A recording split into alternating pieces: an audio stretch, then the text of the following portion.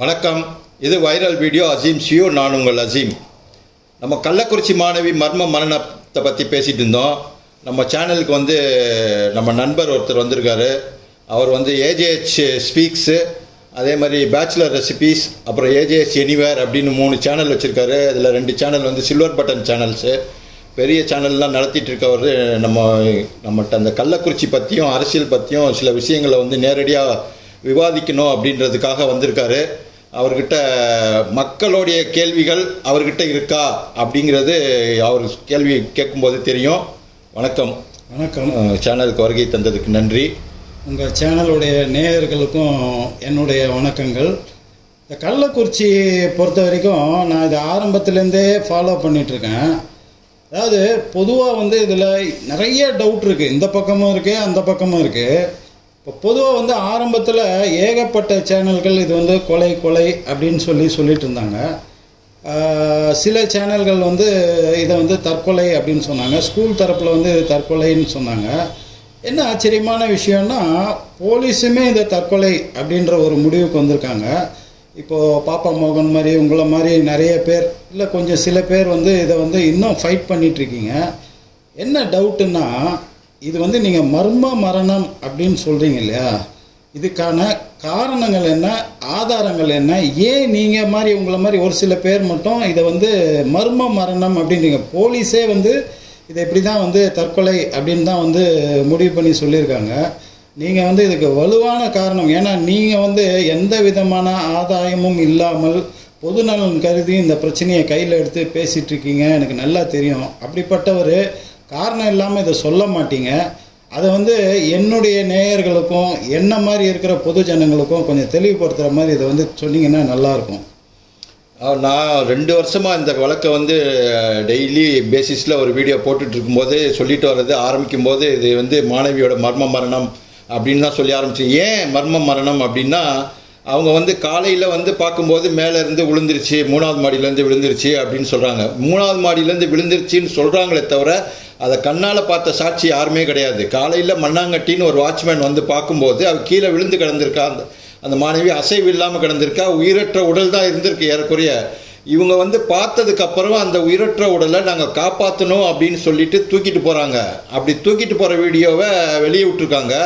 அந்த CCTV footage வெளியே வந்திருக்கு. ஆனால் மேலேருந்து விழுகிற ஃபுட்டேஜ் கேட்டும்போது அந்த ஃபுட்டேஜ் இலை அசைஞ்சது, கிளை அசைஞ்சதுன்ற மாதிரியான ஒரு வீடியோவை தான் காட்டியிருக்காங்க. ஸோ இது கீழே விழுந்ததுக்கான ஆதாரம் எதுவுமே கிடையாது. அதுவும் 3வது மாடியிலேருந்து தான் விழுந்தாளா அப்படிங்கிறது சந்தேகம் இருக்குது. அதுவும் மொட்டை மாடியிலேருந்து விழுந்திருக்கலாம் அப்படிங்கிற ஒரு சந்தேகம் இருக்குது. இந்த மாதிரி ஏகப்பட்ட சந்தேகங்கள் இருக்குது. அதுக்கப்புறம் செவத்தில் இருந்த ரத்த கைரேகை ஒன்று, இந்த மாதிரி நிறைய கேள்விகள் இருந்தது. விழுந்த இடத்துல ரத்தம் கொஞ்சம் கூட இல்லாதது. எடுத்து அனுப்பின சாம்பிள் கூட உங்களுக்கு டெஸ்ட் பண்ணுற அளவுக்கு போதிய அளவுக்கு சாம்பிள் இல்லை அப்படின்னு அவங்க சொன்னாங்க. அதனால இந்த டெஸ்ட்லாம் பண்ண முடியல அப்படிங்கிறது வந்தது. அதுவும் இல்லாமல் போஸ்ட்மார்ட்டம் பண்ணும்போது எங்கள் தரப்பு மருத்துவர் ஒருத்தரையும் கூட அனுமதிக்கணும் அப்படின்னு கேட்ட அந்த தாய் செல்வியோடைய கோரிக்கை மனு நிராகரிக்கப்பட்டு போஸ்ட்மார்ட்டத்தை அவங்களுடைய சிக்னேச்சர் இல்லாமையே பண்ணிடுவோம் அப்படின்ற அளவுக்கு ஃபோனை கேட்டு துன்புறுத்துறது, இந்த மாதிரி நிறையா விஷயங்கள் இருக்கனால எங்களுக்கு சந்தேகமாகவே இருந்துகிட்ருக்கு இந்த மரணம் எப்படி நடந்தது அப்படிங்கிறத பொறுத்து.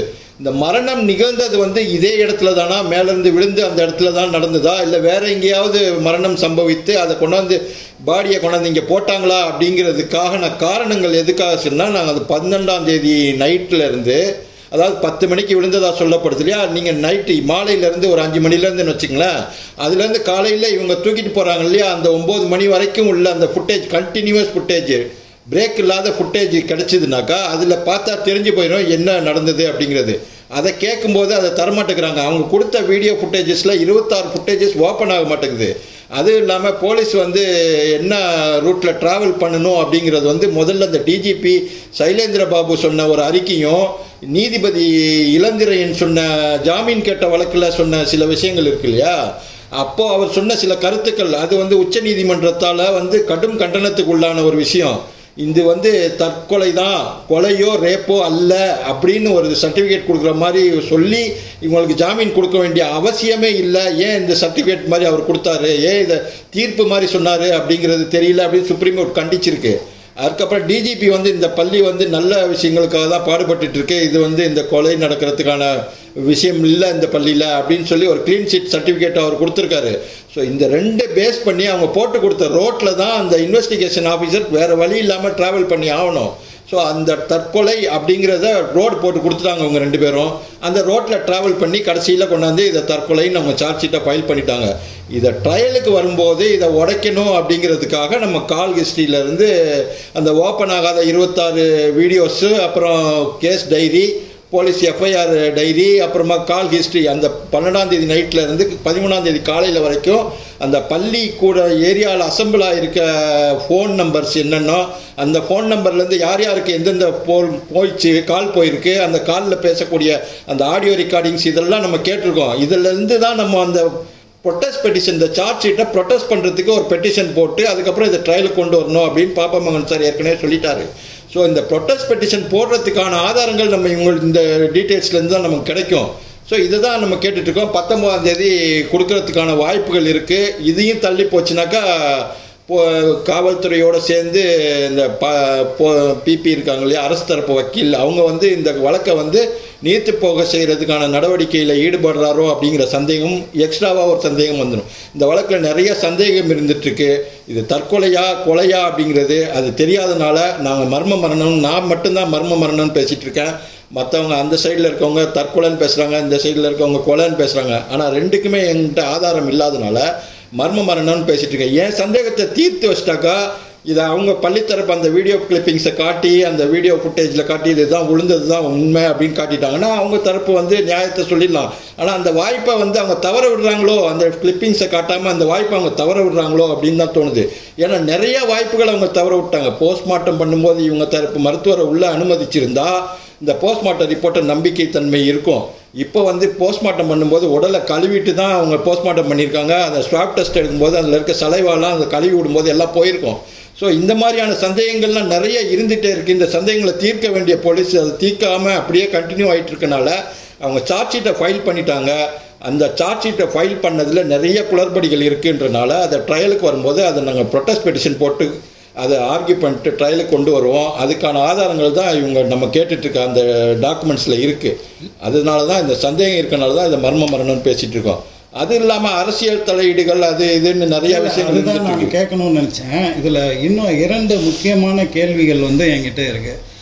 ஒன்று வந்து இப்போது ஒட்டுமொத்த நிர்வாக இயந்திரமும் உங்களுக்கு எதிர்ப்பாக இருக்குது. உங்களை பொறுத்தவரையும் பார்த்தீங்கன்னா இப்போ பொதுவாக இது வந்து ரொம்ப பெக்யூலியர் கேஸாக இருக்குது. பொதுவாக வந்து இப்போ பள்ளி நிர்வாகம் மேலே நீங்கள் குற்றச்சாட்டு வைக்கிறீங்க, அவங்க இதை மறைச்சி இதை தற்கொலைன்னு சொல்கிறதுல அவங்களுக்கு ஒரு நோக்கம் இருக்குது அப்படின்றத ஒத்துக்கலாம். ஏன்னா அவங்க அந்த கேஸ்லேருந்து தப்பிக்கணும் அப்படின்றது அவங்களோட நோக்கமாக இருக்கும் அப்படின்னு எடுத்துக்கலாம்.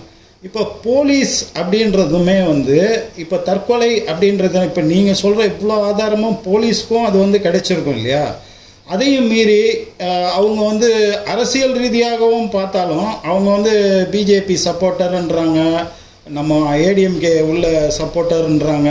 இப்போ இருக்கிறது டிஎம்கே கவர்மெண்ட்டு, டிஎம்கே இதனோட போலீஸ் டிபார்ட்மெண்ட் வந்து இப்போ தற்கொலை அப்படின்ற முடிவுக்கு போகிறாங்கன்னா இதுக்கு பின்னாடி என்ன அரசியல் அதை நம்ம பின்னாடி பேசுவோம். பட் போலீஸ் இப்படி சொல்கிறதுக்கு அவங்களுக்கு ஏதாவது நோக்கம் இருக்கா பள்ளி தரப்பில்? ஏன் இதை அவங்க அப்படி கொண்டு போகணும்? இல்லை இதில் வேறு மாதிரி ஏதாவது நடந்துருச்சா? இல்லை அவங்களுக்கு உண்மையிலே வேறு நோக்கங்கள் இருக்கா அப்படின்றது மக்கள்கிட்ட ஒரு பெரிய வந்து ஒரு டவுட் இருக்குது. ரெண்டாவது விஷயம் வந்து இந்த கேஸை பொறுத்த வரைக்கும் ஒன்று போலீஸ் உங்கள் சைடு சப்போர்ட்டு இருந்தால் தான் இந்த கேஸை நீங்கள் கொண்டு போய் நீங்கள் ஜெயிக்க முடியும். ஏன்னா அவங்க தான் கேஸ் போட்டு அவங்க தான் வாதாடி அவங்க தான் வந்து குற்றவாளிக்கு தண்டனை பெற்றுத்தரணும். இப்போ அவங்க வந்து உங்களுக்கு எகெயின்ஸ்டாக இருக்கிறாங்க. அதுதான் நான் இந்த கேஸில் பெக்யூலியர் கேஸ் அப்படின்றேன். யாருக்கு தண்டனை வாங்கி தரணுமோ உங்களுடைய ஸ்டேட்மெண்ட் படி உங்களுடைய ஆதாரங்களின் படி அவங்க அந்த வேலையை செய்யாமல் அவங்களுக்கு சப்போர்ட்டாக நிற்கும் போது நீங்கள் இதை எப்படி ஹேண்டில் பண்ணி எப்படி ஜெயிச்சு நீதியை வெளியே கொண்டு வர முடியும் அப்படின்னு நினைக்கிறீங்க?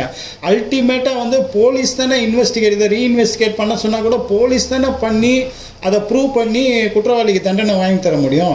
இது எப்படி ப்ராக்டிக்கலாக இது எங்கே போகும் இந்த கேஸு அப்படின்ற இது வந்து என்ன மாதிரி நிறைய மக்களுக்கு இந்த டவுட் இருக்குது. அதை பற்றி கொஞ்சம் சொல்லுங்கள். இதுக்கு பின்னாடி என்ன அரசியல் இருக்குன்றதை அடுத்து நம்ம பேசுவோம். இல்லை, அதாவது அரசியல் தொடர்பு இருக்கா இல்லையா அப்படிங்கிறது நம்ம ஏன்னா இதில் வந்து ஒரு பெரிய முக்கியமான ஒரு புள்ளி ஈடுபட்டிருக்காரு அப்படின்னு சகோதரி செல்வி தரப்பு ஆளுங்க பேசிகிட்டு இருக்காங்க.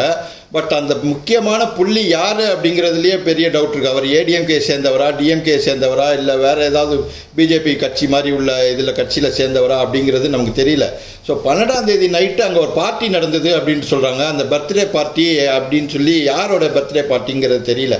ஸோ அதில் வந்து பெரிய அளவில் மது விருந்து நடத்தப்பட்டது. 25 கிலோ கறிகள் வாங்கி பிரியாணி விருந்து அந்த மாதிரியான விருந்துகளும் நடக்கப்பட்டது, அசைவ விருந்து நடத்தப்பட்டது அப்படிங்கிறதும் சொல்கிறாங்க. அது யாருக்கான பார்ட்டி அப்படிங்கிறது தெரியல. ஸோ இந்த சிசிடிவி ஃபுட்டேஜ் என்ட்ரன்ஸில் நம்ம ஏன் கேட்குறோம் அப்படின்னா, இந்த என்ட்ரன்ஸில் இருக்க சிசிடிவி ஃபுட்டேஜ் பார்த்தோன்னா அந்த பார்ட்டிக்கு யார் யாரெல்லாம் வந்தாங்க, எந்த காரில் யார் யாரெல்லாம் வந்தாங்க அப்படின்றத வச்சு அந்த கார் வந்து என்ட்ரான டைமு வெளியே போன டைமை வச்சு இவ்வளோ நேரம் அவங்க உள்ளே இருந்திருக்காங்க அப்படிங்கிற மாதிரியான ஒரு தகவலும் கிடைக்கும். இதில் இன்னொரு விஷயம் பார்க்கப்படுது என்னென்னா, காலையில் அந்த பிரச்சனை நடக்குது அப்படிங்கும்போது இந்த மாதிரி ஒரு பொண்ணு விழுந்து இறந்துட்டா அதை ஹாஸ்பிட்டலுக்கு தூக்கிட்டு போகிறாங்க, காப்பாற்றணும் அப்படின்றத அவங்க சொல்கிறாங்க. ஆனால் அது செத்துப்போன உடம்பை தான் தூக்கிட்டு போனோம் அப்படின்னு சொல்லி அவங்க சார்ஜ் ஷீட்டில் இருக்கிற அவங்களோட வாக்குமூலம் சொல்லுது. ஏன்னா தூக்கிட்டு போன ஆளுங்களோட வாக்குமூலம் வாங்கியிருப்பாங்களே போலீஸு, அந்த போலீஸை வந்து அட்டாச் பண்ண சார்ஜ் ஷீட்டில் இருக்க வாக்குமூலத்தின்படி அந்த இதை தூக்கிட்டு உயிரற்ற உடலை தான் நாங்கள் தூக்கிட்டு போனோம் அப்படிங்கிறத அவங்க சொல்லியிருக்காங்க. ஸோ உயிரற்ற உடலை காப்பாற்றுறதுக்கு எதுக்கு தூக்கிட்டு போனோம்? ஆம்புலன்ஸுக்கு ஃபோன் பண்ணி அவங்க அம்மா அப்பா வந்தவுடனே அவங்கள்ட்ட சொல்லி முறைப்படி என்ன செய்யணுமோ செஞ்சுருக்கலாம், அந்த மார்க்கிங்ஸ் பண்ண வேண்டியது மார்க்கிங்ஸ் பண்ணலாம். ஸோ இவங்களோட நோக்கம் என்னென்னா, அந்த இடத்துல இருந்து சீன் ஆஃப் கிரைம்லேருந்து பாடியை அப்புறப்படுத்திடணும் இம்மிடியட்டாக அப்படிங்கிறதுக்காக அந்த இடத்துலேருந்து அவங்கள தூக்கிட்டு போயிடுறாங்க. அதுக்கு காரணம் ஏன் தூக்கிட்டு போனீங்க அப்படின்னு கேட்பாங்கன்றதுக்காக உயிர் இருந்துச்சு அந்த காப்பாற்றுறதுக்காக கொண்டு போனோன்னா, போய் சேர்ந்த உடனே வாசல்லையே நாடி பிடிச்சி பார்த்து டாக்டர் பிராட் டெட்டுன்னு சொல்லிட்டார். அதையே பேஸ் பண்ணி போஸ்ட்மார்ட்டம் ரிப்போர்ட்டில் எப்படி இருக்குன்னு பார்த்தீங்கன்னா, போஸ்ட்மார்ட்டம் ரிப்போர்ட் கொடுத்ததுலேருந்து 48 ஹவர்ஸ்க்கு முன்னாடி இறந்து போயிருக்கணும் அப்படின்னு சொல்கிறாரு, அதில் எழுதியிருக்கு. ஸோ அதுபடி கணக்கு போட்டு பார்த்தா இரவு வந்து 10:30 மணிக்குள்ளே 12 மணிக்குள்ளே அந்த மரணம் சம்பவித்திருக்க வேண்டும் அப்படின்னு சொல்லுது போஸ்ட்மார்ட்டம். ஸோ அவர் குறிப்பிட்ட டைம் படி பார்த்தாங்க. ஸோ இவங்க காலையில் 5:30 மணி 6 மணிக்கு தூக்கிட்டு போகும்போது உயிரில் பாடியில் அந்த உடம்புல உயிர் இருந்துச்சு அப்படின்னு சொல்கிறாங்க. இது எப்படி உயிர் இருந்திருக்க முடியும்? நைட்டு 12 மணிக்கு இறந்து போன ஒரு பொண்ணோட உடம்பு காலையில் உயிர் இருக்குது காப்பாற்றுறதுக்குன்னா யார் நம்புவா? ஸோ இதெல்லாம் யாரையோ காப்பாற்றுறதுக்காக இதெல்லாம் செய்யப்பட்டதோ அப்படின்னு தான் தோணுது. அதுவும் இல்லாமல் இவர் வந்து அந்த சம்பவம் நடந்த அடுத்த சில மணி நேரங்களில் இவர் டெல்லிக்கு வேறு போயிட்டு வந்திருக்காரு அப்படின்னு சொல்கிறாங்க. அது உண்மையை எவ்வளோ தூரம் தெரியல. ஆனால் போய் பிஜேபியிலேருந்து ஒரு முக்கிய தலைவரை சந்திச்சுட்டு வந்திருக்காரு அப்படிங்கிறது சொல்கிறாங்க. இவரோட 2 மகன்களை வந்து தலைமறைவாக கொஞ்ச நாள் வச்சுருந்தாரு, எங்கே இருக்காருன்னு தெரியாத அளவுக்கு. இவங்க தூக்கிட்டு போன அந்த ஜபஜீப பிரியா, கிருத்திகா, அப்புறம் மண்ணாங்கட்டி இந்த மாதிரி ஆட்கள் வந்து சில நாட்கள் வந்து அவங்க கண்ட்ரோலில் இருந்திருக்காங்க. போலீஸில் இவங்க கிருத்திகாவுடைய அப்பா போய் அவரை பார்த்துட்டு வரும்போது அவர் என்ன சொன்னார்னா, என் மக உயிருக்கு ஆபத்து ஜெயிலில், அதனால் ஜெயிலை மாற்றுங்க அப்படின்னு சொல்கிறாரு. ஒரு அப்பா வந்து இப்படி சொல்லும்போது ஏதோ விஷயம் இல்லாமல் சொல்ல மாட்டார் சும்மாலாம். ஸோ இந்த மகளை போய் ஜெயிலில் சந்திச்சுட்டு வந்து அவங்க அப்பா இப்படி சொல்கிறாரு அப்படின்னா, ஸோ அப்போ அந்த பொண்ணு இவங்ககிட்ட ஏதோ சொல்லியிருக்கணும். ஸோ ஜெயிலே வச்சே மிரட்டக்கூடிய அளவுக்கு ஒரு விஷயம் நடக்குது அப்படின்னா யாரை காப்பாற்று? இவங்க தன்னைத்தானே காப்பாற்றிக்கணுங்கிற நோக்கத்தை தாண்டி யாரோ ஒரு முக்கிய புள்ளி விஐபியை காப்பாற்றணும் அப்படிங்கிறது தான் தோணுது. அப்படிங்கிறது வந்து யார் அந்த முக்கிய புள்ளி அப்படிங்கிறது பாப்பா மோகன் சார் ட்ரையல் பண்ணும்போது அதை வெளியே கொண்டு வருவார் அப்படிங்கிற நம்பிக்கை மக்களுக்கு இருக்குது, எனக்கு இருக்குது. ஸோ இந்த விஷயத்தை பொறுத்த வரைக்கும் காட்ஃபாதராக இருக்கிறது வந்து பாப்பா மோகன் சார் தான் முழுக்க முழுக்க நம்பிட்டு இருக்கோம். அவர் என்ன சொல்கிறாரோ, அவர் என்ன கேட்குறாரோ அதெல்லாம் கொடுத்துட்டாக்கா இம்மிடியட்டாக ப்ரொட்டஸ்ட் பெட்டிஷன் போட்டு கேஸை ட்ரையலுக்கு கொண்டு வந்துடலாம். ஆனால் அவங்க கொண்டு வராமல் இழுத்தடிக்கிறதுக்கு காரணம் என்ன அப்படின்னா, இந்த டாக்குமெண்ட்ஸு, இந்த கால் ஹிஸ்ட்ரி இதெல்லாம் சேவ் ஆகிருக்கிறது பிஎஸ்என்எல்லாம் சொல்லியிருக்காங்க 2 இயர்ஸுக்கு தான் அது சேவ் ஆகிருக்குமா. 2 இயர்ஸ்க்கு அப்புறம் ஆட்டோமேட்டிக்காக டெலீட் ஆகிரும் அப்படின்னு சொன்னாங்க. ஸோ ஜூலை மாதம் 12ஆம் தேதி இந்த சம்பவம் நடந்திருக்கு. 13ஆம் தேதி காலையில் வரைக்கும் வச்சுக்கலாம்.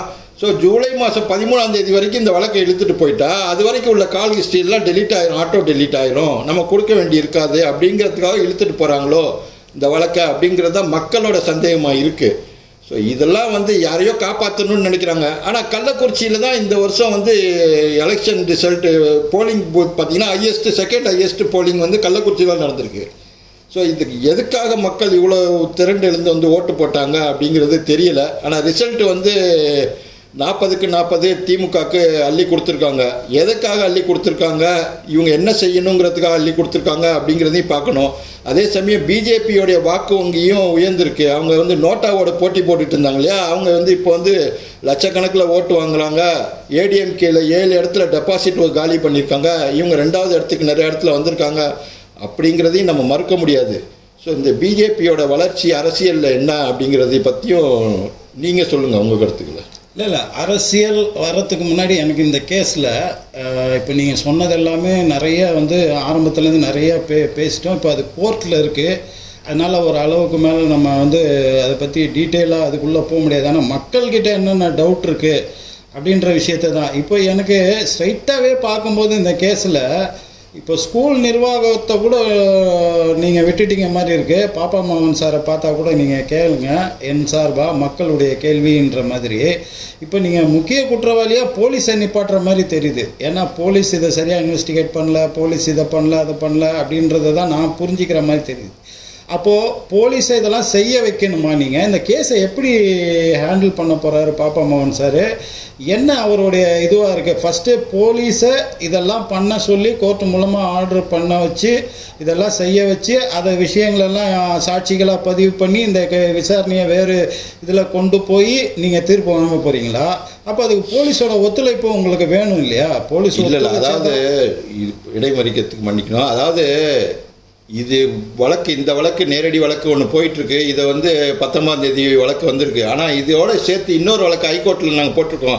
ஸ்பெஷல் இன்வெஸ்டிகேஷன் பண்ணணுத்துக்கு ஒரு தனி நீதிபதி தலைமையிலையோ அல்லது வேறு இன்வெஸ்டிகேஷன் டீமோ இதை விசாரிக்கணும் அப்படின்னு சொல்லிட்டு இன்னொரு ரிட்டு பெண்டிங்கில் இருக்குது.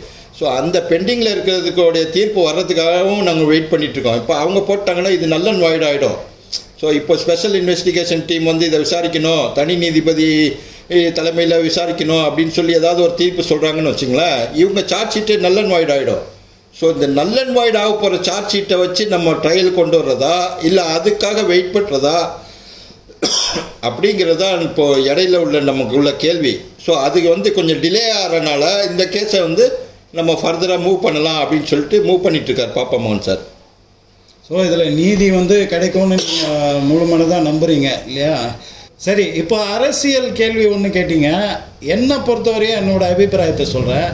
அதாவது இந்தியா சுதந்திரம் அடைஞ்ச ஆண்டுலேருந்து கணக்கு எடுத்துக்கிட்டிங்கன்னா இந்த எலெக்ஷன் வந்து ரொம்ப ரொம்ப ஆச்சரியமான எலெக்ஷன்றது ஒரு பக்கம்னாலும் ரொம்ப காமெடியான எலெக்ஷன் கூட சொல்லலாம். இதில் என்னென்னா, தோற்று போனவங்க ஒரு காரணத்துக்காக சந்தோஷமாக இருக்கிறாங்க, ஜெயித்தவங்க ஒரு காரணத்துக்காக கவலையாக இருக்கிறாங்க. இப்போ என்னென்னா, பிஜேபி வந்து 240 சீட்டு ஜெயிச்சிட்டாங்க. 2 பேர் சப்போர்ட்டோட கவர்மெண்ட் அவங்க அமைக்க போகிறாங்க. அடுத்து வந்து அவங்களோட கவர்மெண்ட்டு தான். அப்படி இருந்தாலுமே இந்தியா கூட்டணி சேர்ந்தவங்க எல்லாமே கொண்டாடுறாங்க, ரொம்ப சந்தோஷமாக இருக்கிறாங்க. இந்த பக்கம் பார்த்தா ஜெயிச்சவங்க அதோட இதை வந்து முழுமையாக வந்து கொண்டாட முடியாமல் இருக்காங்க. இது ரொம்ப காமெடியான ஒரு சீனு. இப்போ தமிழ்நாட்டை பொறுத்தவரை நீங்கள் கேட்டிங்க, 40க்கு 40 அவங்க ஜெயிச்சிருக்கிறாங்க அப்படின்னும்போது இதை வந்து மேலோட்டமாக நம்ம இப்படி பார்க்காம உள்ளுக்குள்ளே பார்த்தீங்கன்னா எப்படி ஜெயிச்சிருக்கிறாங்க. நீங்கள் ரொம்ப சரியாக சொன்னீங்க. பிஜேபி வளர்ந்துருக்கிறாங்க, நிறைய வந்து ஓட்டு சதவீதம் வாங்கியிருக்காங்க. அதிமுக வாங்கலை. என்னை பொறுத்தவரை நான் காரணம் என்ன சொல்லுவேன்னா, அதிமுக வந்து ஒரு சரியான எதிர்கட்சியாக அவங்க செயல்படவே இல்லை. அவர் எடப்பாடியார் வந்து அவரோட பதவியை தக்க வச்சுக்கிறதுக்கும் கட்சியை தன்னோட கட்டுப்பாட்டுக்குள்ளே கொண்டு வரத்துக்குமா 90% நேரத்தை அவர் அதிலேயே செலவு பண்ணிட்டாரே தவிர திமுகவை எதிர்த்து ஆக்கப்பூர்வமான எதிர்கட்சியாக அவங்க செயல்படவே இல்லை. அதே சமயத்தில் ஆல் இண்டியா லெவலில் பாரதிய ஜனதா கட்சி ஆளுங்கட்சியாக இருக்கும்போது அதுக்கு இங்கே தமிழ்நாட்டில் ஒரு எதிர்ப்புணர்வு இருக்குன்னும்போது அதை கேஷ் பண்ணிக்கிற விதமாக அவங்கள பற்றிய விமர்சனமும் பெருசாக எதுவுமே இல்லை. 2ஆம் கட்ட தலைவர்கள் நிறைய பேசினாலும் அவர் எடப்பாடியார் வந்து அதிகமாக மோடியோ அந்த கவர்மெண்ட்டையோ அதிகம் விமர்சிக்கவே இல்லை. அவர் இது ஒரு சட்டசபை எலெக்ஷன் மாதிரி வந்து அவர் இப்போ திமுகவை விமர்சனம் பண்ணிட்டு அவர் பேசிகிட்டு இருந்தார். இது வந்து நாடாளுமன்றத்துக்கான எலெக்ஷன், இது சட்டசபை எலெக்ஷன்னா அவர் வந்து அப்படி பேசலாம். ரெண்டாவது வந்து இந்த எலெக்ஷன் நமக்கு முக்கியம் இல்லை, சட்டசபை எலெக்ஷன் தான் நமக்கு முக்கியம். இதில் வந்து நம்ம யாரை எதிர்க்கிறது, பிஜேபியும் 100% ஃபுல் ஃபோர்ஸாக எதிர்க்க முடியாது, இந்த பக்கமும் எதிர்த்து ஒன்றும் பிரயோஜனம் இல்லை, நம்மக்கிட்ட எம்பிஸ் வந்தால் என்ன பிரயோஜனம், யாருக்கு சப்போர்ட் பண்ணுவோம் அப்படின்றதெல்லாம் வலுவாக அவங்களால சொல்ல முடியல. திமுக வந்து இவர் ஜெயிச்சாலுமே பிஜேபிக்கு தான் சப்போர்ட் பண்ணுவாங்க, இவருக்கு போகிற ஓட்டெல்லாம் வேஸ்ட்டு அப்படின்னு இப்போ பாஜகவும் இவங்களும் 2 பேருமே இவங்களை டம்மி பீஸ் ஆக்கிட்டாங்க. இவங்களுக்கு போகிற ஓட்டெல்லாம் இவங்க சொல்லலைன்னா கூட மக்களுக்கு. இன்னொரு பக்கம் பார்த்தீங்கன்னாக்கா இவங்க ஜெயிச்சாக்கா யாருக்கு ஓட்டு போடுவாங்க, யாருக்கு சப்போர்ட் பண்ணுவாங்கன்றதே மக்கள் குழப்பத்தில் இருந்தாங்கன்னு கூட பார்க்கலாம். அதை என்ன தூவி இவங்க வளர்த்து விட்டாங்க. அதை எப்படி ஹேண்டில் பண்ணுறது, எப்படி டேக்கிள் பண்ணுறது, அதை எப்படி கவுண்டர் பண்ணுறதுன்றது அவங்க அந்த ஸ்ட்ராட்டஜியே அவங்க வகுக்கவும் தெரியல. அது மிஸ்ஃபயர் ஆகிடுமோன்றதுலேயே கொஞ்சம் பம்மி இதாக இருந்துட்டாங்க. ரெண்டாவது, இவங்க ஆரம்பத்துலேருந்தே பிஜேபி இவங்க வந்து இந்த ஏடிஎம்கேவை உடைச்சு இது பண்ணணும்னு எப்படி எல்லா மாநிலத்திலையும் பிஜேபி வந்து பண்ணாங்களோ அதே ஸ்ட்ராட்டஜியை இங்கே தமிழ்நாட்டில் பண்ணும்போது அது அவங்களுக்கு ஒரு 50% தான் கை கொடுத்தது. எடப்பாடியார் ரொம்ப கிளவராக வந்து அதை ஹேண்டில் பண்ணி அவங்ககிட்ட ஆதரவு வர்ற வரைக்கும் வந்து அவர் காலத்தை வந்து ஓட்டிட்டார். அதுக்கப்புறம் வந்து அவர் அழகாக அங்கேருந்து பிச்சுக்கிட்டு வந்து கட்சியை காப்பாற்றுறதுக்கான அவர் ஒரு நல்ல திறமையான அரசியல்வாதின்றதை ஓரளவுக்கு அவர் ப்ரூவ் பண்ணியிருக்காரு. ஆனால் அவருடைய கஷ்டகாலம் என்னென்னா கட்சியை கைக்குள்ளே வச்சுக்கிறதே பெரிய விஷயமா இருக்குது. இப்போ டிடிவி தினகரனோ சசிகலாவோ டிடிவி தினகரன்லாம் வந்து அவர் ஐயா வந்து ஜெயிலுக்கு போயிட்டு வந்த போதும் கடைசி வரை வந்து பிஜேபி எதிர்ப்போன்ற மாதிரியான ஒரு சாயலில் தான் அவர் வந்து அவரோட பேச்சு எல்லாமே இருந்தது. பட் அவங்க எல்லாமே இப்போ மாறிட்டாங்க. ஏன்னா வழக்குகளோ மற்ற விஷயங்களோ இந்த புற அழுத்தங்கள் காரணமாக அவங்க மாறும்போது இவர் வந்து தமிழ்நாட்டுடைய பல்ஸு தெரிஞ்சு இவர் ஒரு ஸ்டேஜுக்கு அப்புறம் இந்த பக்கம் வந்துட்டார். ஆனால் ஒட்டுமொத்தமாக தமிழ்நாட்டு மக்கள் அவரை நம்ப தயாராக இல்லை. சிறுபான்மையினருக்கோ தாழ்த்தப்பட்டவருக்கோ பிற்படுத்தப்பட்டவருக்கோ நாங்கள் ஆதரவாக இருப்போம், அங்கேருந்து வெளியே வந்துட்டோம்னு சொன்னாலும் மக்கள் அது டைம் எடுத்துக்கிறாங்க. இவரை விட திமுக சேஃபு, இவங்களை நம்பலாம், இவங்க ஆரம்பத்துலேருந்தே இப்படி தான் இருக்கிறாங்க அப்படின்ற மாதிரியான ஒரு இதில் வந்து அவங்க போயிட்டாங்க. இது ஒரு காரணம். ரெண்டாவது வந்து நீங்கள் சொன்ன மாதிரி பிஜேபி ஓட்டு சதவீதம் அதிகரிச்சதுன்னா அதில் பெரிய தலைகள் எல்லாம் கொண்டாந்து இங்கே நிப்பாட்டிட்டாங்க. அண்ணாமலையாக இருக்கட்டும், தமிழிசையமாக இருக்கட்டும், இவங்க எல்லாருமே என்னென்னா ஜெயிச்சா பெரிய மினிஸ்டர் பெரிய பதவியில் போவாங்க, தன் தொகுதிக்கும் தமிழ்நாட்டுக்கும் நிறைய கிடைக்கும்ன்ற விஷயத்த நிறைய அவங்க பரப்பிட்டனால அவங்க விஐபி கேண்டிடேட் செலிபிரிட்டி கேண்டிடேட் மாதிரி அந்த தொகுதியில் வந்துட்டனால மக்கள் வந்து ஏடிஎம்கே ஜெயிச்சு போய் என்ன சாதிக்க போகிறாங்க, இவங்க அட்லீஸ்ட் ஜெயிச்சா கூட இவங்க வந்து ஒரு மினிஸ்டரானா நம்ம தொகுதிக்கு நிறைய கிடைக்கும்னு.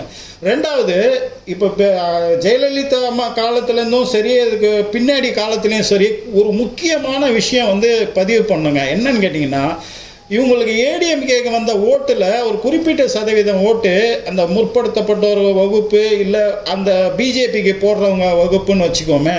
நம்ம இந்த ஜாதி மற்றது கூட நம்ம பேச வேண்டாம். ஒரு குறிப்பிட்ட சதவீதம் பேர் பிஜேபிக்கு போடுறவங்கன்னு இருக்கிறாங்க இல்லையா, அவங்க வந்து ஏடிஎம்கேக்கு தான் போட்டுட்டு இருந்தாங்க. ஏன்னா திமுகக்கு எதிர்ப்பு ஏடிஎம்கே தான் அப்படின்னும் போது எங்கே ஓட்டு போனால் அது வந்து பலனளிக்கும் அப்படின்னும் போது இப்போ பிஜேபிக்கு போகிறத விட ஏடிஎம்கேக்கு போனால் அவங்களுக்கு எம்எல்ஏவும் வரும், எம்பியும் வரும், அவங்க வந்து ஃபைட் பண்ண முடியும் பார்லிமெண்ட்டில் போய்.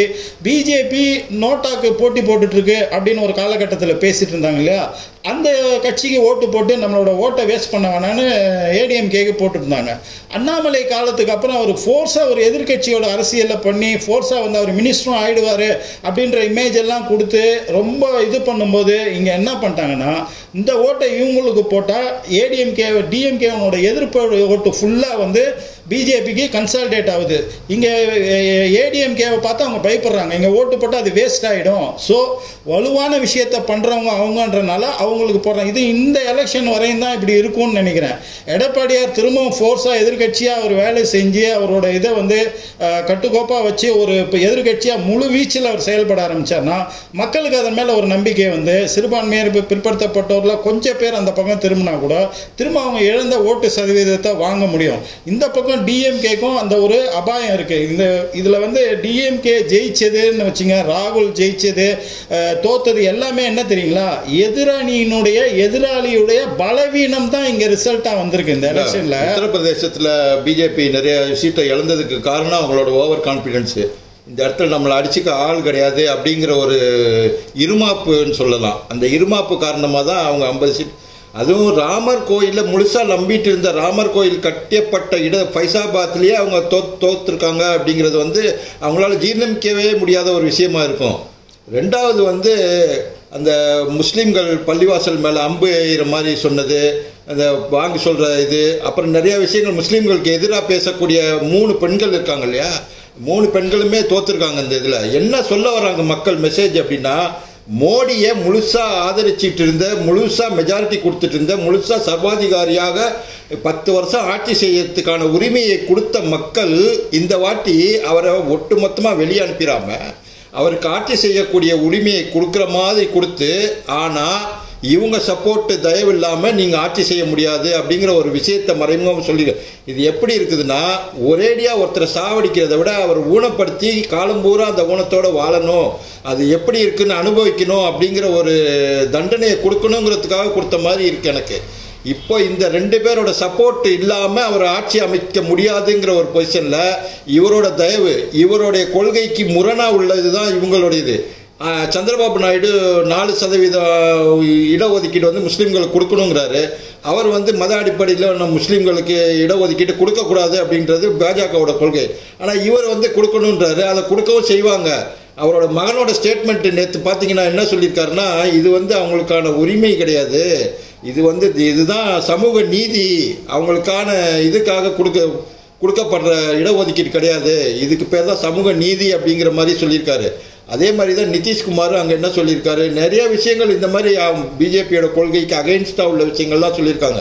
இப்போ நீட் தேர்வு குளறுபடின்னு ஒரு 2 நாளைக்கு முன்னாடி நடந்த குளறுபடியை வந்து அதை பேஸ் பண்ணி அவங்க பேசியிருக்காங்கன்னா, யார் பேசியிருக்கா, இவர் கட்சிக்குள்ளே இருக்கிற அந்த சிவசேனாங்கிற ஒரு கட்சியை உடைச்சி அவங்க சிண்டேன்னு ஒருத்தர் சிவசேனா சிண்டேன்னு சொல்லிட்டு ஒரு இது அந்த பேஸ் பண்ண நீட் தேர்வு தேவையா அப்படிங்கிற கேள்வியை இப்போ எழுப்பியிருக்காங்க. அது மாதிரி இவங்களுக்கு அகைன்ஸ்டாக உள்ள, இவங்க என்ன கொள்கையில் இருந்தாங்களோ அந்த கொள்கைக்கு அகைன்ஸ்டாக உள்ளவங்களோட ஒரு கூட்டணி சேர்ந்து தான் ஆட்சி நடத்தணுங்கிற ஒரு சூழ்நிலையில் இந்த ஆட்சி எவ்வளோ நாள் நீடிக்க போகுது அப்படிங்கிறது நமக்கு சந்தேகமாக இருக்குது. இல்லை, அதனால தான் முக்கியமான செய்தி இதில் இது வந்து எல்லா சேனலும் வந்து இந்த ஆங்கிளில் வந்து பேசிகிட்டு இருக்காங்க. நம்ம அதை தாண்டி ஒரு விஷயத்தை வந்து இங்கே யோசிச்சு பாருங்களேன். இந்த எலெக்ஷனோட பெக்யூலியரான விஷயம் என்ன தெரியுங்களா? மக்கள் வந்து ஒரு அற்புதமான விஷயத்தை வந்து எல்லா ஆட்சியாளர்களுக்கும் எல்லா அரசியல்வாதிகளுக்கும் சொல்லியிருக்காங்க. அவங்க உட்காந்து இப்போ தெளிவாக வந்து சிந்திக்கணும். என்னன்னு கேட்டிங்கன்னா, அந்தந்த ஸ்டேட் அந்தந்த மாநிலத்தோடைய மக்கள் தங்களுடைய மாநில நலன் முக்கியன்றதை நெத்தி போட்டில் அரைஞ்ச மாதிரி எல்லாருக்கும் வந்து ஆட்சியாளர்களுக்கு சொல்லியிருக்காங்க. நீங்கள் சொன்ன மாதிரி அயோத்தியிலேயே அப்படி ஒரு ரிசல்ட்டு, யூபியில் அப்படி ஒரு ரிசல்ட்டு. ஆனால் இந்த பக்கம் பார்த்தீங்கன்னா பீகாரில் வந்து நிதிஷ் வந்து ஜெயிக்கிறார். அவர் பல்டி குமார்னாங்க, அவருக்கு மக்கள்கிட்ட காமெடி பீஸ் மாதிரி ஆயிட்டார், அவர் காமெடியன் மாதிரி ஆயிட்டார் அப்படின்னு வந்து இந்தியா கூட்டணி சொல்லிட்டு இருந்தாங்க. இவங்களும் வந்து மோடி மாதிரியே கொஞ்சம் வந்து அதிகப்படத்தனமாக வந்து சில விஷயங்களை எக்ஸாஜரேட்டு தான் பண்ணி யோசிச்சிருக்காங்க. ஆனால் அடிப்படை என்னன்னு நல்லா பீகார் மக்கள் ஏன் அவங்களுக்கு ஓட்டு போட்டாங்கன்னா, 2 விஷயம் அவர் பண்ணார். ஒன்று, மது ஒழிப்பை அவர் கொண்டு வந்தார். அது வந்து பெண்கள் ஓட்டை வந்து அள்ளி கொடுத்துருச்சு. பெண்கள் வந்து அவரை தெய்வமாகவே நினைக்க ஆரம்பிச்சிட்டாங்க பீகாரில். மது ஒழிப்பை ஃபஸ்ட்டு கொண்டு வந்தார். 2வது வந்து ஜாதி வாரி கணக்கெடுப்பை அங்கே எடுத்து காமிச்சார். இந்த 2ம் வந்து இந்த பிற்படுத்தப்பட்டோர் தாழ்த்தப்பட்டோர் அங்கே ஒரு சமூக நீதிக்கான நம்பிக்கையை அங்கே விதைச்சார். சும்மா சொல்லிக்கிட்டே இருக்காமல் செயலில் காமிச்சார். அது மது ஒழிப்பு. இந்த 2ம் வந்து இன்னும் தமிழ்நாட்டிலே கூட பண்ணுறதுக்கு பயப்படுறாங்க. அதை அவர் தைரியமாக பண்ண ஒரு ஆள் தான் நிதிஷ். அதுக்கு மக்கள் கொடுத்த பலன் தான் அங்கே. சந்திரபாபு நாயுடு வந்து இந்த இடத்துல வந்து அவரை வந்து ஜெயிலில் போட்டதும் நிறைய பிரச்சனை பண்ணும்போதும் அவர் சபதம் எடுத்தது இது அந்த மக்களுடைய சென்டிமெண்ட்டை வந்து அவர் அட்டாச் பண்ணிட்டார். அது இல்லாமல் இவர் ஜெகன்மோகன் வந்து பிஜேபிக்கு ரொம்ப அவங்க எது செஞ்சாலுமே சப்போர்ட் கொடுக்கறது, கண்மூடித்தனமாக நாங்கள் எடப்பாடியார் எப்படி ஆட்சி பண்ணாரோ அப்படித்தான் வந்து ஜெகன்மோகனும் அங்கே வந்து ஆட்சி பண்ணார். அது மக்கள்கிட்ட ஒரு எதிர்ப்புணர்வை கொண்டு வந்து, என்னதான் பிஜேபி கூட இவர் இருந்தாலுமே சந்திரபாபு நாயுடு, ஆனால் அவர் வந்து முஸ்லீம்களுக்கான இடஒதுக்கீடை இது பண்ணுவேன்னு தைரியமாக வந்து அதில் தேர்தல் இதில் வந்து அவர் வைக்கிறாரு. அதை பிஜேபி ஆட்கள் இருக்கும்போதே அதை வெளியிடுறாரு. ஸோ ஃபைட் பண்ணுவார். ஒரு நம்பிக்கையை கிரியேட் பண்ணுறதாங்க. மக்கள் அங்கே நிதிஷ்குமாரை நம்பினதும் இங்கே நம்பினதும் நீங்கள் ஒட்டு மொத்தமாக ஒரு பக்கமாக சாயலை பாருங்கள். இந்தியா தமிழ்நாடு பொறுத்த வரைக்கும் இங்கே வந்து ஐயா ஸ்டாலின் பக்கத்தில் இவங்க நின்னதுக்கான காரணங்களும் என்னன்னு பார்த்தீங்கன்னா, சமூக நீதி, பிஜேபி எதிர்ப்பு, நிறைய விஷயங்கள் இவங்களுக்கு வந்து சப்போர்ட் பண்ணிச்சு. அந்த ஒரு விஷயம் வந்து அப்படி பார்த்தாலுமே நிறைய தொகுதிகளில் நெக் டு நெக் வந்து அவங்க ஜெயிச்சிருக்காங்க. அங்கேயும் இவங்களுக்கு திமுகவுக்கு ஒரு கொட்டு வச்சு தான் இருக்கிறாங்க.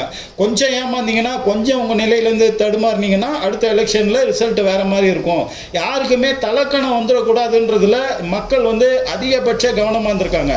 அதாவது ஒரு இப்போ ஜன்னி வந்து இறக்க போகிற அளவுக்கு ஜுரம் இருக்கு வச்சுங்க, அவனுக்கு ஒரே ஊசியில் டக்குன்னுலாம் குணமாக்க முடியாது, படிப்படியாக தான் குறையணும். அந்த மாதிரி ரொம்ப இதில் இருந்த அந்த பிஜேபியினோட இதுக்கு ஒரு எதை உணர்த்தணுமோ அதெல்லாம் உணர்த்தி, இனி நீ இப்படித்தான் ஆட்சி பண்ணால் தான் எங்ககிட்ட பேர் வாங்க முடியும் அப்படின்ற ஒரு பாடத்தை வந்து எடுத்துருக்குறாங்க. இனிமே மோடி ஐயாவோட செயல்பாடுகள் எப்படி இருக்கு அப்படின்றத பார்க்கணும். நிறைய மாற்றங்கள் இருக்கும், மாற்றத்தை இவங்க கொண்டு வருவாங்க, அவராகவும் மாறுவார். இதுதான் மக்கள் கொடுத்த படிப்பினை. இப்போ இந்தியா கூட்டணியே இந்த 240 சீட்டு ஜெயிச்சிருக்குன்னு வச்சுங்க, அவங்களால ஆட்சியை கொண்டு வர முடியுமா? இதே இந்திரா காந்தி எமர்ஜென்சி கொண்டு வந்த அடுத்த இதில் வந்து ராஜ்நாராயணன் தலைமையில் வந்து ஏகப்பட்ட தலைவர்கள் ஒன்றா இணைஞ்சு ஜெயிச்சாங்க. ஆனால் என்ன ஆச்சு? அதுக்கப்புறம் நாட்கணக்கில் கூட பிரதமர் ஆனாங்க, மாதக்கணக்கில் வருஷக்கணக்கில் பிரதமர் மாறி மாறி மாறி குழப்பமாகி இந்தியா வீக்காகி எதிரி நாட்டவர்கள்லாம் நம்ம மேலே இது பண்ணுற ஆபத்து வருதுன்ற ஒரு விஷயத்தை ஹைலைட்டாக எடுத்து அடுத்த எலெக்ஷனில் வந்து காங்கிரஸ் ஃபைட் பண்ணும்போது எவ்வளவுக்கு எவ்வளோ எதிர்ப்பு இந்திரா காந்தி மேலே இருந்ததோ, இதே கலைஞர் ஐயா மிஸ்ஸால் கலைஞரை விட்டுட்டு மீதி அத்தனை பேரையும் உள்ள தூக்கி போட்டு ஸ்டாலின் சார் உட்பட எல்லாரையுமே வந்து அதில் தண்டிக்கப்பட்டவர்கள், அதில் அவஸ்தைக்கு உண்டானவர்கள். ஆனால் அடுத்த எலெக்ஷன்லேயே நேருவின் மகளே வருக, நிலையான ஆட்சி தருக அப்படின்னு இவர் சொல்ல வச்சு, நிலையான ஆட்சி இந்தியாவோட பாதுகாப்பு முக்கியம்னா ஸ்வீப்பில் வந்து அப்போ இந்திரா காந்தி வந்து ஜெயிச்சுட்டு வராங்க. அப்போ ஒரு பாடம், ஒரு லெசன். இப்போ இந்தியா கூட்டணி ஜெயிச்சிருந்தா கூட அதே ஹிஸ்டரி தான் இங்கே ரிப்பீட் ஆகிருக்கும். திரும்பவும் வெரி பவர்ஃபுல்லாக பாரதிய ஜனதாவும் மோடியும் திரும்பி வருவார்கள். அதை விட பதிலாக இந்த மாதிரி ஒரு வாய்ப்பு கொடுக்குறாங்க. திரும்பவும் பிஜேபியும் மோடியும் அதே நிலையை எடுத்து அதே மாதிரி போனாங்கன்னா அதுக்குள்ளே இந்த இந்தியா கூட்டணி கன்சாலிடேட் ஆகி தேர்தலேருந்து கிடைச்ச பாடங்களை வச்சு இவங்க நல்லா வலுவத்தி ஒரு ஸ்ட்ராங்காக இருந்தாங்கன்னா 300-350க்கு இவங்க ஜெயிச்சு வரும்போது ஒரு நிலையான ஆட்சி வந்து அங்கே கிடைக்கிறதுக்கு அடுத்த இதில் வாய்ப்பு இருக்கும். அதுவரையும் மக்கள் நம்ம பொறுத்து தான் இருக்கணும். இப்போ நிறைய பேர் வந்து இந்தியா கூட்டணி சப்போர்ட்டர்ஸ் வந்து எப்படியாவது ஆட்சி அமைக்கணுமே, என்ன திறமை இல்லாமல் பண்ணுறாங்க, அதை பண்ணணும் இதை பண்ணணும், சந்திரபாபு நாயுடு பிடிச்சி இழுக்கணும், அப்போ இதெல்லாம் தேவையில்லைங்க. இப்படி விடுறது தான் வந்து பிரைம் மினிஸ்டர் அவர் மோடிக்கு வந்து மிகப்பெரிய கடினமான ஒரு செயல். நீங்கள் ஜெயிச்சு வந்துட்டீங்கன்னா அவர் பாட்டுக்கு ஏதாவது ஒரு இடத்துல போய் தியானம் வந்துட்டு அவர் சாமியாராக போயிட்டு அவர் பாட்டுக்கு போயிடுவார். அது ஒன்றும் பிரச்சனை இல்லை. ஆர்எஸ்எஸ் வேற ஒரு லீடரை பிஜேபி கொண்டு வரும், அது அப்படியே போயிடும்.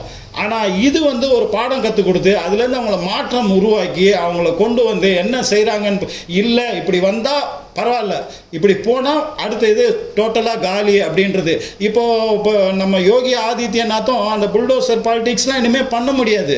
ஏன்னா அடுத்த சட்டசபை எலெக்ஷனில் தோற்றுருவோமோன்ற பயத்தில் நிறைய யோசிப்பாங்க, நிறைய இது பண்ணுவாங்க, நிறைய பயத்தை. இந்த ஒரு படத்தில் சொல்லுவாங்களே மரண பயத்தை காமிச்சிட்டு அப்புறமா அப்படின்ட்டு, அந்த மாதிரி ஒரு மரண பயத்தை தான் மக்கள் வந்து காமிச்சிருக்கிறாங்க.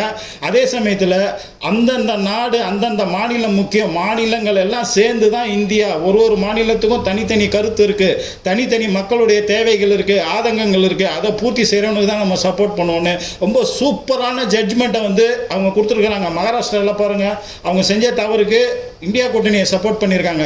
அதே மாதிரி எங்கெங்கெல்லாம் பஞ்சாப் எடுத்துங்க, அதே மாதிரி எங்கெங்கெல்லாம் அதே சமயத்தில் பிஜேபியினோட இது எங்கெங்கே இருக்கோ அங்கெல்லாம் அவங்க சப்போர்ட் பண்ண தான் ஆரம்பிச்சிருக்காங்க. அதனால தான் அவங்க 240 வந்திருக்காங்க.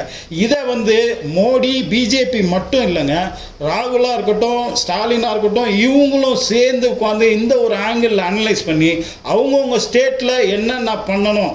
இதே வந்து எஸ்பியும் பிஎஸ்பியும் சேர்ந்த போது போன தடவை மக்கள் ரிஜெக்ட் பண்ணிட்டாங்க. ஆனால் இந்த தடவை ராகுலும் இவரும் சேரும்போது ஒரு நம்பிக்கை வந்திருக்கு சிறுபான்மையினருக்கும். இவங்களுக்கு அந்த ஓட்டு கன்சால்டேட் ஆகிருக்கு.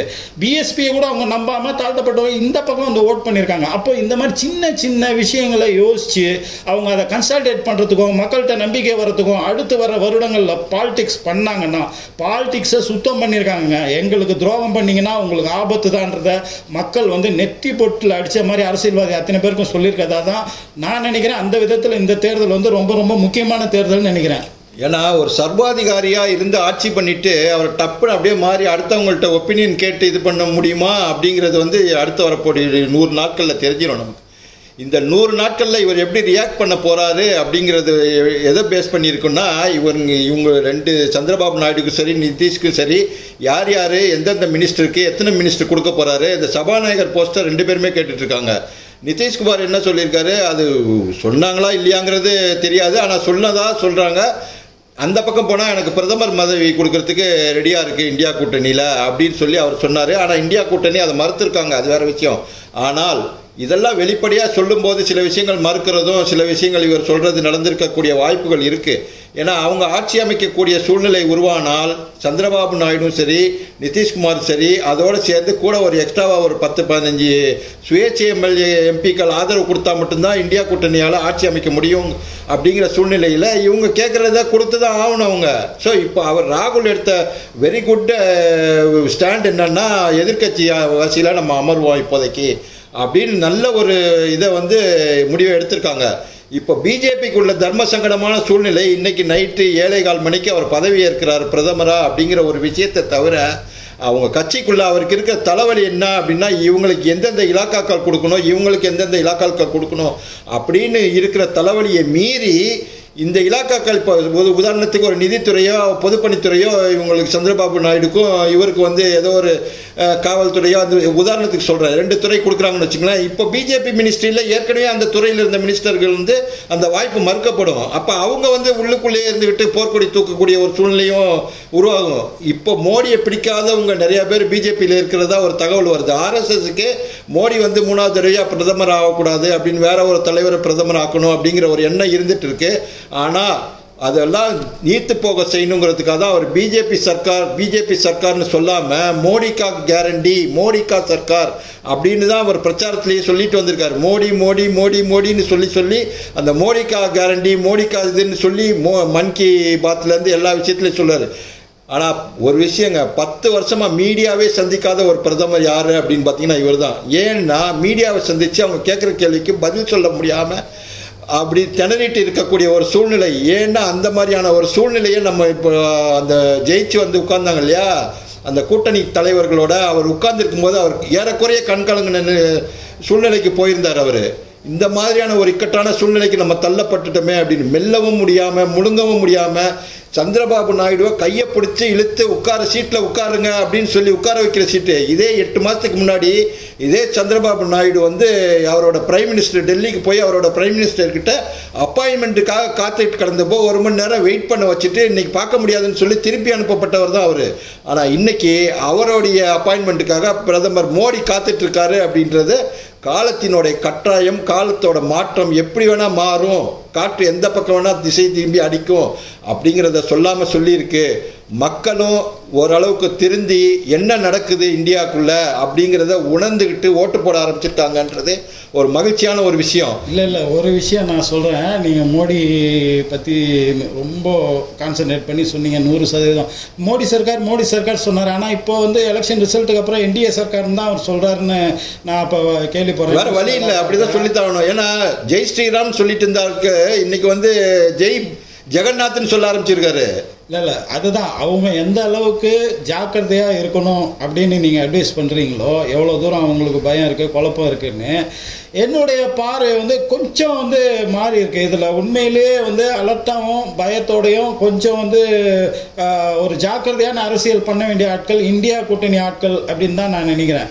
இப்போ 2 விஷயம் மட்டும் சொல்லி நான் முடிக்கிறேன். என்னன்னு கேட்டிங்கன்னா இப்போ சந்திரபாபு நாயுடுவோ நிதிஷ்குமாரையோ அவர் இதெல்லாம் தர முடியாதுன்னு கழட்டி விட்டாருன்னா என்ன நடக்கும்னு நினைக்கிறீங்க? இந்தியா கூட்டணிக்கு வந்து அவங்க ஆட்சி பண்ண வைக்கிறாங்க எல்லாம் பண்ணுறாங்க, என்ன நடக்கும்?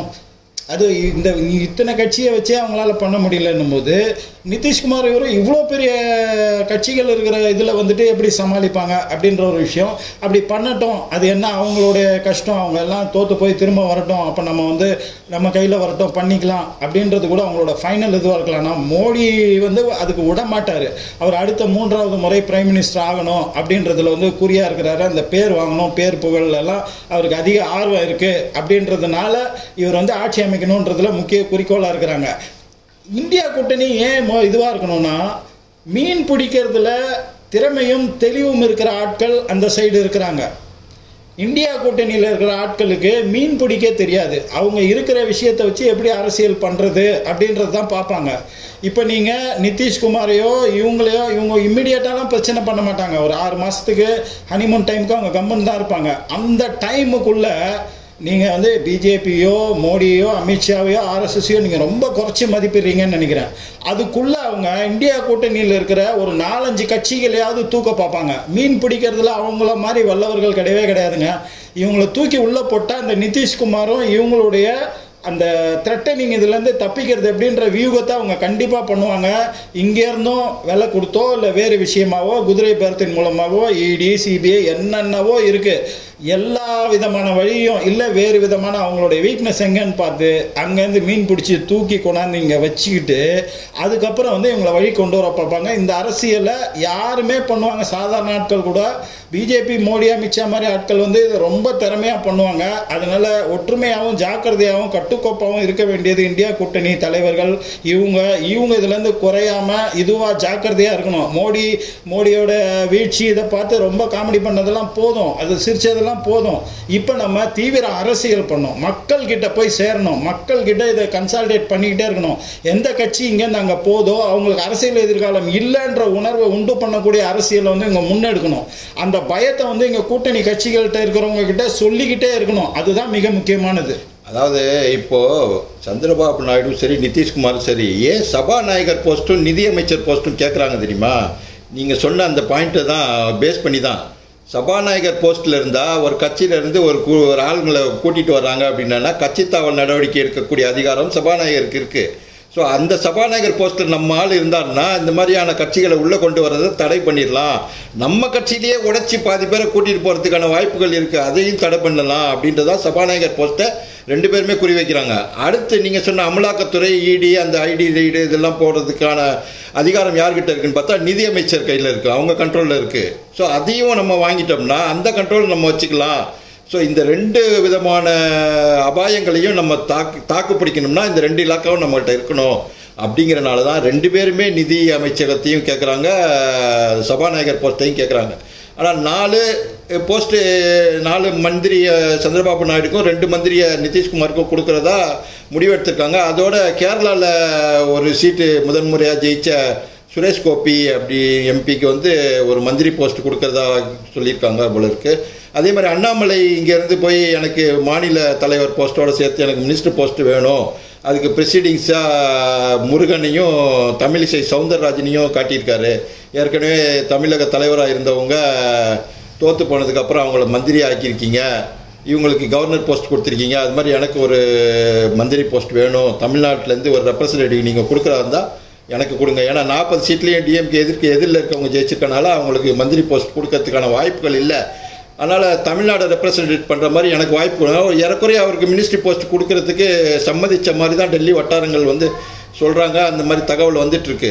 ஸோ பொறுத்து இருந்து பார்ப்போம் என்ன நடக்குது. ஒரு விஷயம் நடக்குங்க, ரொம்ப பெக்யூலியரான விஷயம் என்னென்னா, இப்போ நிதிஷ்குமார் ரயில்வே கேட்குறான்னு வச்சுங்க, ரயில்வேயில் அவர் எது பண்ணாலுமே அதை திறப்பு விழாக்கோ இதுக்கோ வந்து நிதிஷ்குமார் இல்லாமல் நிதிஷ்குமாரோட மினிஸ்டர் யாரை எம்பியே வந்து அவர் மினிஸ்டர் ஆகிறாரோ அவர் இல்லாமல் அந்த நிகழ்ச்சி நடக்காது அப்படின்றது. இப்போ பிஜேபி இது வந்தால் எல்லாமே மோடியே பண்ணுவார், மோடியே திறப்பார். அந்த மினிஸ்டர் அது துறையோட மினிஸ்டர் யாருன்னு கூட பாதி பேர் இந்த மக்களுக்கு வந்து தெரியாது. மோடி மட்டும்தான் நமக்கு தெரியும், அப்புறம் நிர்மலா சீதாராமன் மாதிரி 1-2 பேரை தான் நமக்கு தெரியுமே தவிர துறை ரீதியாக வந்து டீட்டெயில்டாக வந்து யார் யார் எந்த துறைக்கு மினிஸ்டர்ன்றது பொது ஜனங்களுக்கு வந்து தெரியாது. ஆனால் இப்போ அது தெரிய வரும். அது இல்லாத அந்த நிகழ்ச்சிக்கு அந்த மினிஸ்டர் இல்லாமல் ஒரு மோடி மட்டுமே முன்னிறுத்தி ஒரு புகழ் உரையோ ஒரு புகழ் வெளிச்சமோ அவர்கிட்ட விடாது. இதுதான் வந்து சைக்கலாஜிக்கலாக அவரை அஃபெக்ட் பண்ணும். அவர் பெரிய லெவலில், இது சாதாரணமாக நினைக்காதீங்க, இது பெரிய லெவலில் அவர் அஃபெக்ட் பண்ணும். அதனோட விளைவாக அவர் சின்ன சின்ன தவறு பண்ணும்போது எப்படி அந்த பாலிடிக்ஸ் போகுது அப்படின்றது தான் நம்ம பார்க்கணும். இவ்வளோ நேரம் உங்கள் டைமை ஒதுக்கி பல்வேறு கருத்துக்களை சொன்னவங்களுக்கு நிகழ்ச்சி சேனல் சார்பாக நன்றியை தெரிவிச்சுக்கிறோம். இன்னொரு சந்தர்ப்பத்தில் உங்கள்கிட்ட பல வித்தியாசமான கருத்துக்களை எதிர்பார்க்குறோம். நன்றி. வாய்ப்பு கொடுத்ததுக்கு நன்றி.